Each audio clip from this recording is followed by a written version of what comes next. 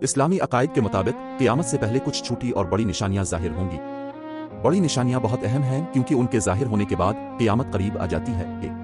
پہلی نشانی امام مہدی کا ظہور، جو انصاف اور ایمان کو دوبارہ قائم کریں گے۔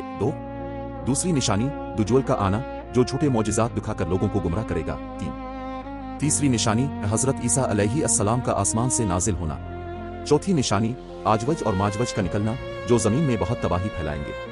پانچویں نشانی زمین کے تین بڑے دھنسنے، زلزلے، ایک مشرق میں، ایک مغرب میں اور ایک عرب میں۔ چھٹی نشانی دھواں دخان کا آنا، جو پوری زمین کو گھیر لے گا اور لوگوں کو تکلیف دے گا۔ ساتویں نشانی سورج کا مغرب سے طلوع ہونا، جس کے بعد توبہ قبول نہیں ہوگی۔ آٹھویں نشانی زمین سے ایک عجیب و غریب جانور نکلے گا، جو لوگوں سے بات کرے گا اور مومن و کافر کو نشان لگائے گا۔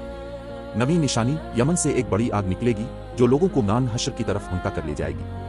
دسویں نشانی حضرت اسرافیل علیہ السلام کا سور پھونکنا، جس سے سب لوگ مر جائیں گے اور پھر دوبارہ زندہ کیے جائیں گے۔